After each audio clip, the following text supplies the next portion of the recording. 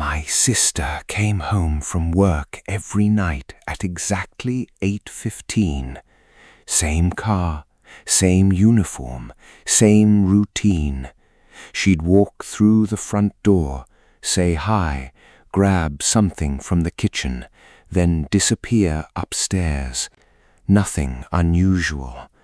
Until one night she came home again an hour later, acting like she'd never been there before. And that's when I started paying attention. I wish I hadn't. My name is Dana. I was 17 when this happened. My sister, Rachel, was 24. She worked late shifts at a pharmacy across town. Our parents were usually asleep before she got home, so most nights I was the only one awake. I gamed in the living room. She'd come in, we'd talk for a minute, then she'd head upstairs. Simple, normal, predictable, for years. Then one Thursday night, everything changed. At exactly 8:15 p.m., Rachel came home. I heard the front door open, her keys jingled, the familiar sound of her shoes on the hardwood floor.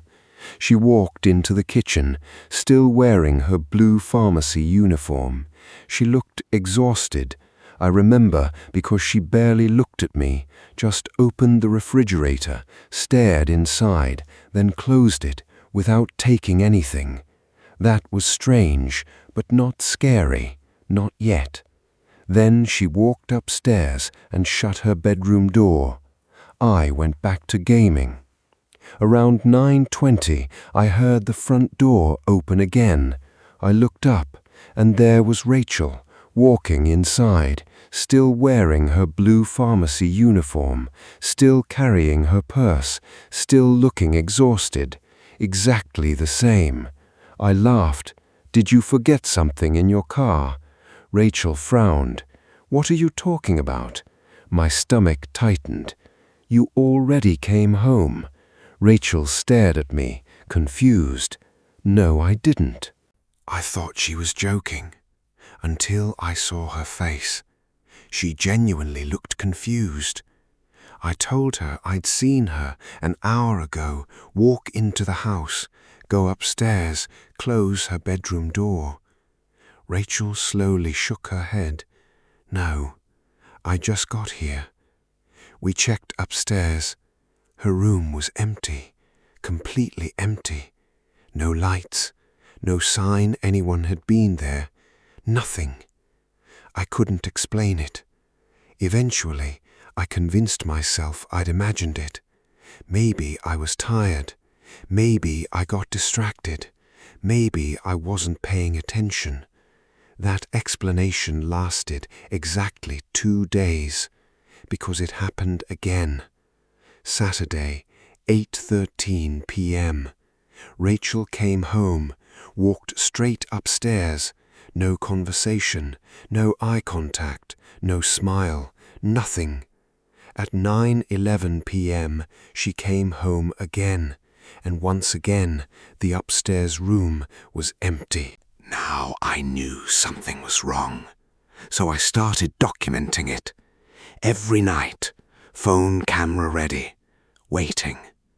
3 nights later, the first Rachel arrived. 8:16 p.m. She entered, walked through the living room, never looked at me, never spoke, just headed upstairs. I secretly followed, keeping my distance. She entered her room, closed the door. I waited 10 seconds, then opened it. Empty. The room was completely empty. No closet movement, no open window, no bathroom, nowhere to hide. My hands started shaking because I knew what I'd seen. Someone had entered that room and vanished. The next night, I recorded everything. 8:14 p.m. The first Rachel entered. I filmed her from the hallway. She walked upstairs, entered her room, closed the door. I ran up, opened it. empty. Then I reviewed the footage, and that's when I noticed something. The woman in the video wasn't walking normally. At first, I couldn't tell. Then I slowed it down, frame by frame. The movements were wrong, subtle, almost impossible to notice, like someone imitating how a human walks without fully understanding it. Her arms barely moved, her posture never changed, and she never blinked, not once. My blood turned cold, because whatever entered our house was trying to look like Rachel, trying and failing. The following week, I stayed home alone, parents away, Rachel working. Around 8:15, the first Rachel arrived.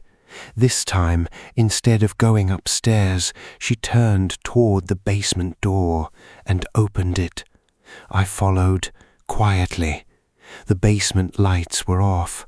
Darkness swallowed everything. I heard footsteps below, slow, careful, then silence. I turned on my flashlight and started down. The air felt colder. Every step echoed.